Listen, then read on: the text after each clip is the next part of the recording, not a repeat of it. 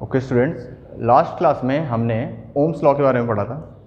अब हम पढ़ेंगे factors on which resistance of a conductor depends. Ohm's law में हमने रेजिस्टेंस के बारे में पढ़ा था। अब हम वो देखेंगे कि वो रेजिस्टेंस है वो किस किस चीज़ पे डिपेंड करता है। ठीक है, factors on which the resistance of a conductor depends. ठीक है, कंडक्टर्स की बात कर रहे हैं हम यहाँ पे। फर्स्ट चीज़, जो आपका रेजिस्टेंस है वो लेंथ पे डिपेंड करता है डायरेक्टली प्रोपोर्शनली। ठीक है, लीनियरली प्रोपोर्शनल होता है लेंथ के, मतलब जितनी लंबी आप कंडक्टर की वायर ले रहे हो तो उतना ज़्यादा रेजिस्टेंस होगा उसका। ठीक है, सेकंड चीज़ है जो आपका रेजिस्टेंस है वो एरिया के इन्वर्सली प्रोपोर्शनल होता है। इसका मतलब ये है कि अगर आपका एरिया बड़ा है तो आपका रेजिस्टेंस कम होगा, और अगर आपका एरिया छोटा है तो आपका रेजिस्टेंस ज़्यादा होगा। वो एक और चीज़ पे डिपेंड करती है, मटेरियल पे, कि आप क्या कौन सा मटेरियल यूज कर रहे हो। ठीक है, और वो जो आपका डिपेंडेंस है उसमें एक टर्म आता है जिसको हम बोलते हैं रेजिस्टिविटी। तो वो हम थोड़ा समझेंगे। पहले हम एक फॉर्मूला डिराइव करते हैं यहाँ से। तो इन दो पॉइंट से मेरे को एक चीज़ पता चल रहा है कि जो रेजिस्टेंस है वो डायरेक्टली प्रोपोर्शनल है L/A के। ठीक है, यहाँ पे मैं एक कांस्टेंट ऑफ प्रोपोर्शनलिटी इंट्रोड्यूस करता हूँ कि रेजिस्टेंस जो है वो, अगर मैं इसको इक्वेशन फॉर्म में लिखूँ तो resistance equals to rho L/A, where rho is a constant of proportionality. ठीक है, और इसका मतलब है रेजिस्टिविटी। इसको रेजिस्टिविटी कहते हैं। और जो मैंने आपको अभी बताया कि मटेरियल पे भी डिपेंड करता है, वो यही चीज़ है कि जो रेजिस्टेंस है वो आपका मटेरियल पे भी डिपेंड करता है। ठीक है, और जो ये रेजिस्टिविटी मैंने इंट्रोड्यूस की है ये एक मटेरियल प्रॉपर्टी है। ठीक है, डिफरेंट मटेरियल्स की डिफरेंट रेजिस्टिविटी होती है। जैसे डिफरेंट मटेरियल्स की डिफरेंट डेंसिटी होती है, वैसे डिफरेंट मटेरियल्स की डिफरेंट रेजिस्टिविटी होती है।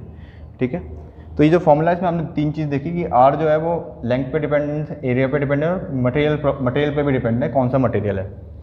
ठीक है, और एक और चीज़ है, आपका जो कंडक्टर है उसमें जैसे जैसे आप टेम्परेचर बढ़ाते हो तो रेजिस्टेंस बढ़ता जाता है।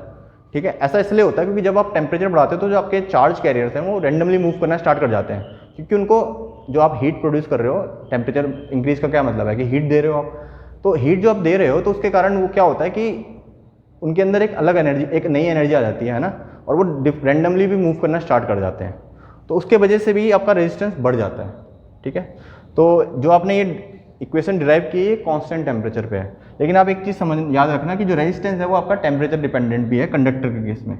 ठीक है, कंडक्टर के केस में रेजिस्टेंस टेम्परेचर डिपेंडेंट इस तरीके से कि टेम्परेचर बढ़ने पे रेजिस्टेंस बढ़ जाता है।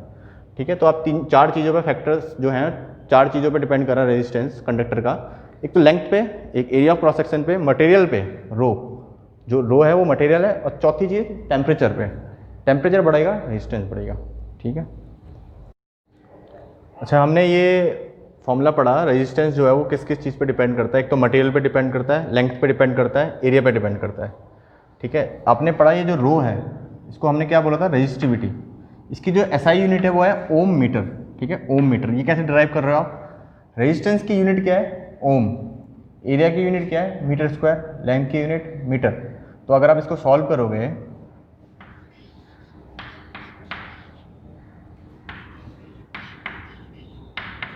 है ना, रेजिस्टेंस की यूनिट ओम है, रो की यूनिट निकालनी है, L की यूनिट मीटर में, A की यूनिट मीटर स्क्वायर में।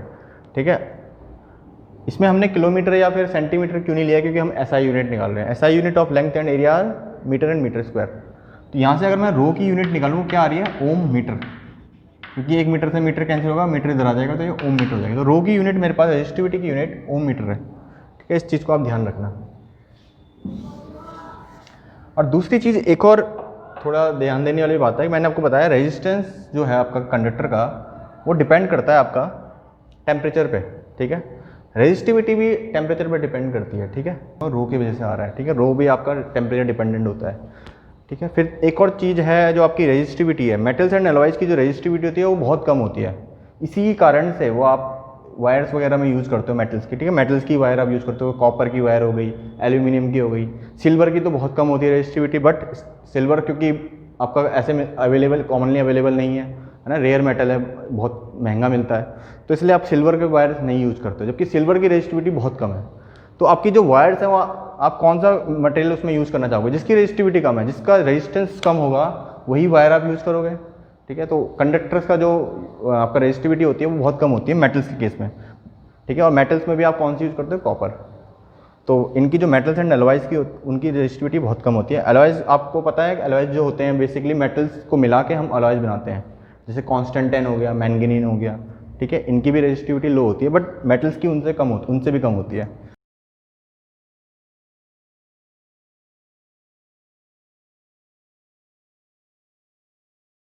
कॉपर वायर्स होते हैं उसके बाहर एक अपने इंसुलेशन किया होता है, तो वो इंसुलेटर्स यूज़ करते हैं, और वो इसलिए यूज़ करते हैं कि उनकी रेजिस्टिविटी बहुत ज़्यादा होती है, मतलब वो करंट को फ्लो नहीं करने देते अपने अपने अंदर से। तो इंसुलेटर्स की बड़ी बहुत ज़्यादा हाई रेजिस्टिविटी होती है।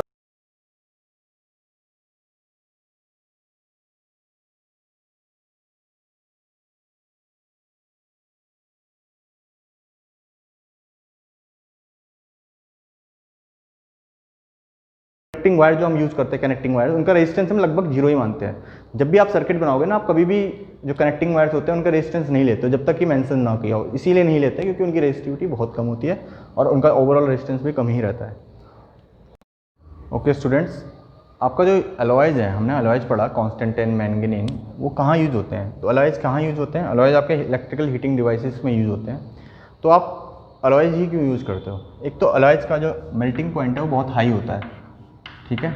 तो अगर आप किसी चीज़ से इलेक्ट्रिकल हीटिंग डिवाइस बना रहे हो, मतलब हीटिंग डिवाइसेस बना रहे हो, तो ऑब्वियसली जब वो हीट कर रहे हैं तो उनका टेम्परेचर बहुत ज़्यादा इंक्रीज करेगा। अगर उनका टेम्परेचर इंक्रीज कर रहा है तो मतलब अगर उनका मेल्टिंग पॉइंट लो होगा तो वो क्या होगा, वो मेल्ट कर जाएंगे, है ना। तो इसलिए जो आपके अलॉयज़ होते हैं वो यूज़ किए जाते हैं हीटिंग डिवाइसेस बनाने के लिए, क्योंकि उनका मेल्टिंग पॉइंट बहुत हाई होता है। दूसरा पॉइंट ये होता है कि वो do not readily oxidize at high temperature।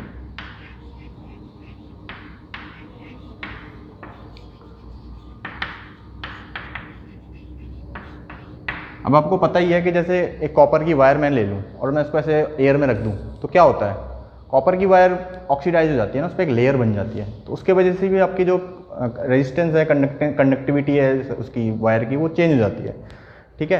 लेकिन अलॉयज़ के केस में ऐसा नहीं होता है। Even at very high temperature वो इतनी जल्दी आसानी से ऑक्सीडाइज नहीं होते हैं।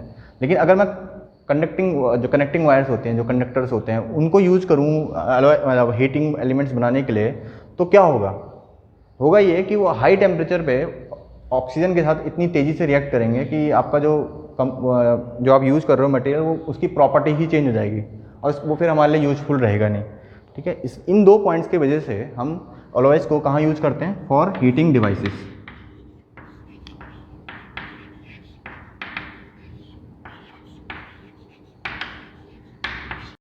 ओके स्टूडेंट्स, हमने लास्ट टॉपिक पढ़ा था factors on which resistance of a conductor depend. अब हम उस पर बेस्ड एक न्यूमेरिकल करेंगे, ठीक है। ये न्यूमेरिकल कहता है the resistance of a wire is R if the wire is stretched to reduce the radius of cross section to half of its initial value, what will be the resistance of the new wire. एक मेरे पास wire है, उसका resistance R है, और मैंने अब उस wire को स्ट्रेच किया और इतना स्ट्रेच किया कि उसकी जो रेडियस ऑफ क्रॉस सेक्शन है वो आधी हो गई, सही है। तो जो नया वायर फॉर्म हुआ है उसका क्या रेजिस्टेंस होगा, ये मेरा क्वेश्चन कहता है। तो इसको सॉल्व करने से पहले मैं एक कॉन्सेप्ट यूज़ करूँगा, जो कि क्या है कि आपका जो वॉल्यूम है वायर का वो सेम रहेगा, क्योंकि आपने कोई वायर में से कुछ मटेरियल निकाला तो है नहीं, तो वॉल्यूम है उतना ही रहना चाहिए। आपने सिर्फ स्ट्रेच किया तो वॉल्यूम तो सेम ही रहेगा, कांस्टेंट। तो मैं एक कॉन्सेप्ट यूज़ करूँगा कि वॉल्यूम विल रिमेन कांस्टेंट। तो इनिशियली अगर मेरे पास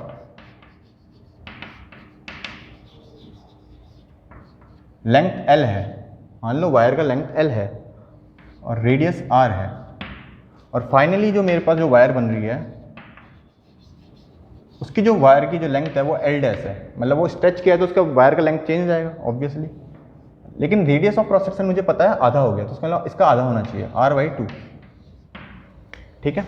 और मेरे को क्योंकि रेडियस ऑफ क्रॉस सेक्शन दिया है, इसका मतलब वायर जो है वो उसका जो रेडियस है वाला एरिया है वो क्या है, सर्कुलर। तो वायर किस तरीके की है, इस तरीके की,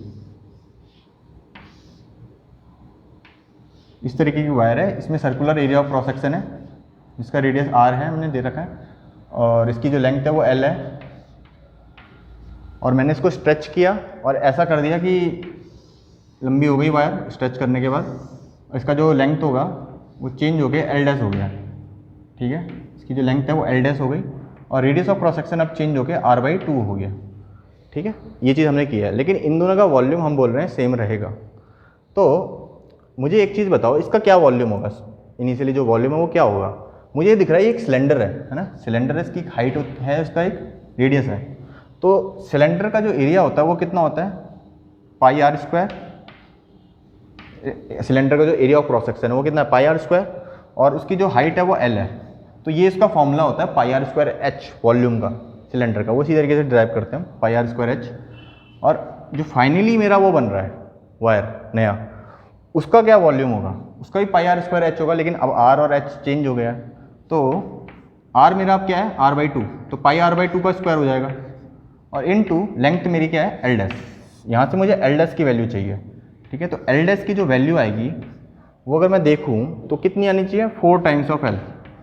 ये 2 2 जा 4 हो जाएगा और ये इधर हो जाएगा, और पाई आर स्क्वायर कैंसिल, ठीक है। L dash equals to 4L, तो इसका मतलब जो नया वायर है वो 4L होगा, और रेडियस ऑफ क्रॉस सेक्शन तो आधा है, ये तो हमको क्वेश्चन में गिवन है, ठीक है। कि हमारे पास जो नया लेंथ आ रहा है वायर का वो 4 टाइम्स ऑफ इनिशियल लेंथ है, ठीक है। अब हम रेजिस्टेंस निकालते हैं, ठीक है। हमें पता है रेजिस्टेंस की वैल्यू क्या होती है, रो एल अपॉन ए। अब मुझे एक चीज़ बताओ, इसमें लेंथ तो मेरी चेंज हो गई, एरिया मेरा चेंज हो गया, लेकिन रेजिस्टिविटी जो रो है वो तो मटेरियल की प्रॉपर्टी, मटेरियल तो मेरा चेंज नहीं हुआ है, तो रो तो उतना ही रहना चाहिए दोनों केस में। तो इनिशियल केस में मेरा रेजिस्टेंस क्या था, आर। सबसे पहले उसने आर दिया, आपका जो रेजिस्टेंस ऑफ वायर है वो आर ही है। रो की वैल्यू उतनी ही रहेगी, रो की वो तो मटेरियल प्रॉपर्टी है। लेंथ कितनी है, एल। इनिशियली लेंथ उसकी एल थी, बाद में उसकी 4 टाइम्स हो गई। एरिया क्या होगा, पाई आर स्क्वायर, ये हमने पढ़ लिया। अब बताओ फाइनल क्या होगा। फाइनल मान लो, फाइनली जो रेजिस्टेंस है वायर का वो चेंज होके मान लो आर डैश हो जाए, रेजिस्टेंस चेंज होके आर डैश हो जाए, तो रो तो उतना ही रहेगा, है ना, क्योंकि तो मटेरियल प्रॉपर्टी है। लेंथ मेरी अब कितनी होगी, 4 टाइम्स हो जाएगी, क्योंकि मैंने बताया ना आपको, लेंथ एल डैश हो जाएगी, जो कि 4L निकाला मैंने, तो स्ट्रेच होके 4 टाइम्स ऑफ एल हो गई। एरिया क्या होगा, क्योंकि मैंने रेडियस ऑफ क्रॉस सेक्शन आधा कर दिया, तो पाई आर स्क्वायर बाई 4 मेरा एरिया हो जाएगा, है ना। तो यहाँ से आर डैश की वैल्यू कितनी आई, 16 rho L upon pi R square, ठीक है। ये 4 मेरा ऊपर चले जाएगा तो 16 बन जाएगा, 4 इंटू 4 16, और rho into L upon pi R square. अच्छा, इसमें मेरे को इनिशियली पता है आर की वैल्यू, मतलब rho L upon pi R square की वैल्यू आर थी, जो कि मेरे को इनिशियल रेजिस्टेंस दे रखा है। तो जो मेरे पास आर डैश आएगा, अगर मैं ये वैल्यू यहाँ से निकाल के यहाँ डाल दूँ, तो आर डैश की जो वैल्यू आएगी वो कितनी आएगी, 16 तो मेरा रहेगा ही, लेकिन जो ये टर्म है rho L upon pi R square, rho L upon pi R square, वो क्या है, आर, वो तो आर है। तो इसका मतलब जो मेरा फाइनल रेजिस्टेंस है वो 16 टाइम्स ऑफ इनिशियल रेजिस्टेंस आएगा, ठीक है। और यही मुझसे पूछा था, what will be the new resistance of the wire. तो R dash equals to 16 are.